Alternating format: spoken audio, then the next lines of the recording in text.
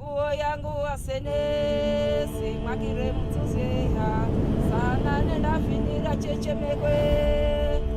to the Soualichi Stories series, presented by the Foresee Foundation and funded by the Prince Bernhard Culture Fund. The Soualichi Stories series includes our island's most beloved legends, as told by some exceptional Sint Maarten storytellers.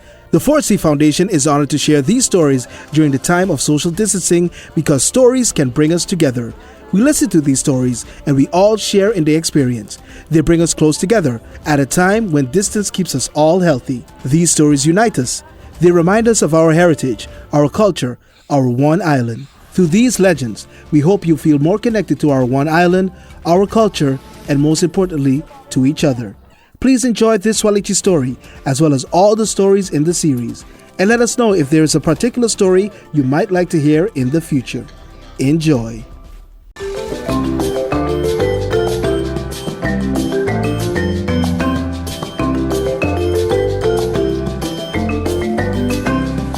Hello there, my name is Clara Reyes, and I'm going to be reading to you a story. It's called Why the Jackspaniard Waist is So Small.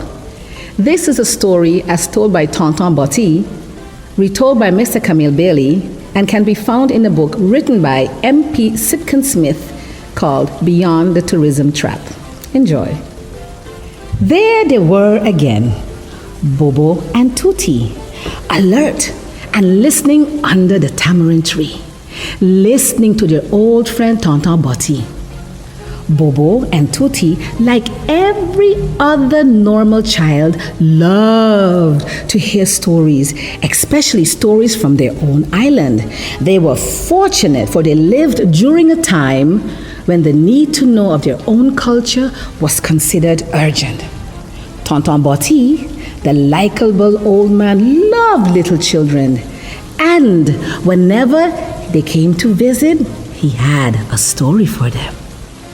"We walked all the way from Marigot to here," said Bobo proudly, "and we even refused a ride," added Tuti, Bobo's 5-year-old little sister.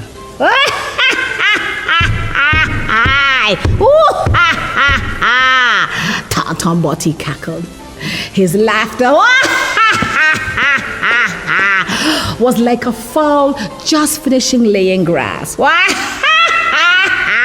Very good. I like to hear that. Children too blasted lazy nowadays. In my days, you used to walk on your own 2 legs from St. James to Great Bay. And you know what? I was the donkey who used to help carry the load. Bobo grinned and wondered why Tonton Butty was so deeply stooped. He seemed like a large tamarind tree in his yard, just a little distance from the cluster of pomseret trees. "Look out! Look out! Look out!" shouted the old man as he noticed Tuti, his pet, reaching for the some pomseret. Come here quick, y'all! Come here quick! Jackspaniard! Aye! Tuti screamed as she ran away from the flying Jackspaniard. Now the impishly clacking laughter of Tonton Butty, he gathered up his little Tuti and set her down on his knees. "Like the sun is hot, Jackspaniard always angry. So you got to keep away from them. They're blood hot." "Jackspaniard blood hot, Tonton?" asked Tuti, looking up into his face. "Jackspaniard got blood?" The old man cleared his throat.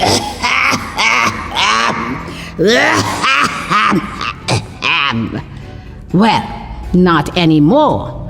But when Jackspaniard came to Sint Maarten long donkey years ago, I would bet he had blood then.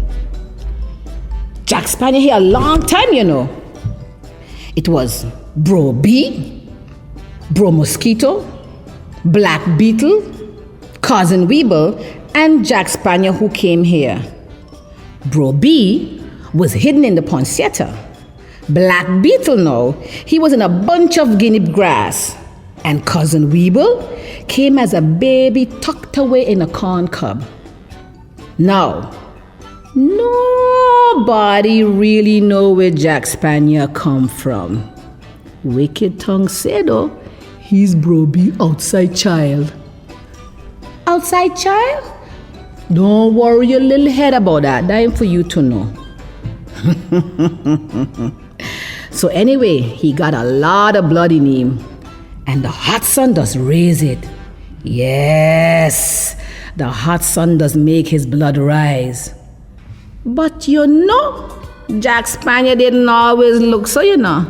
Jackspaniard was fat like Broby. Tonton Butty started. Bobo and Tuti snuggled up against him, expecting one of his stories. Buddy, you ever hear more? Tonton Butty cleared his throat.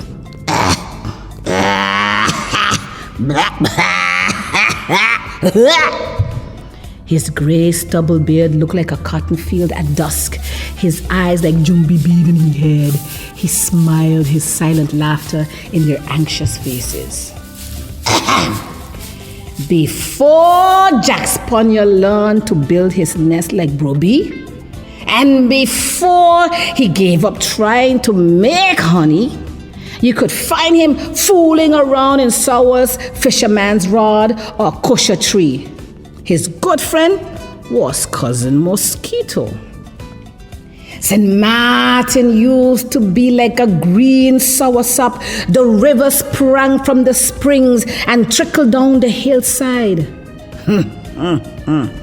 Mosquito was an industrious little fella, and you could always find him way up in Peak Paradise, holding the little ground and weeding.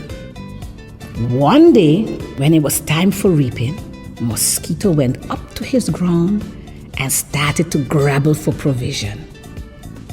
Mosquito used a plant. He used to plant sweet and bitter cassava, sweet potato, yams, peanuts, tanya, and so forth. A veritable jungle of vegetables and a lot of things to eat. Mosquito, grabbling while he went,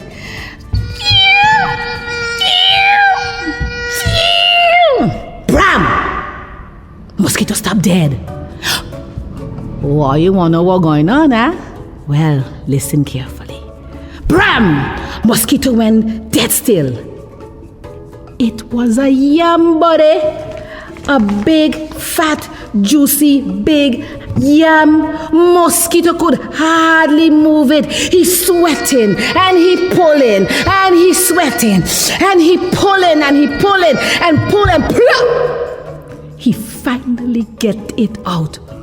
Lord, what a big fat yam. Never Mosquito reaped a yam that big.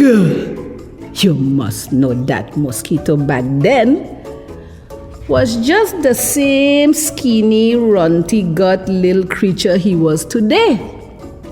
So Mosquito up and down yelling, everybody, anybody, cousin, tanta, tonton, tout mon bagay. He bawling down the place. Lord, look. Mosquito couldn't wait to tell him, my son, I never get a yam that big in my life. And just then, Jackspaniard happened to come. And he say, my son, I never see a yam that big in my life. My son, it was big. It was big like my thigh. Jackspaniard, he came just in time to hit. What? How big? Cause he said, he ready to bust with laughter. Wait, cause how big you said his yam was? Big like my thigh, came the proud answer. Man, Jackspaniard bent over double.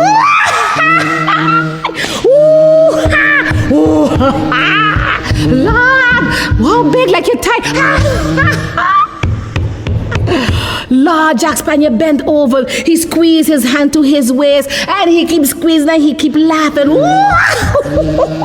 And he keeps squeezing and he laughing, and he squeeze and squeeze till his waist get as small as it is today. That's why Jackspaniard waist so small. Bobo and Tuti clapped their hands with delight, and Tonton Butty cackled. His laughter in his eyes red like little white mice.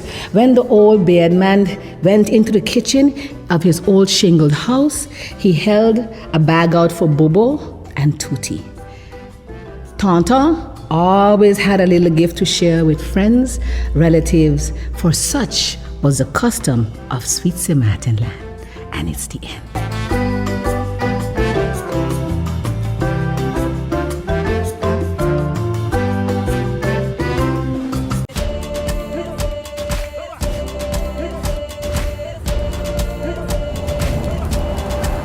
We hope you enjoyed this inspiring Sint Maarten legend, Soualichi Stories, as presented by the Foresee Foundation and funded by the Prince Bernhard Culture Fund, in the hopes that these stories help all of you feel a bit more connected to this island and to each other.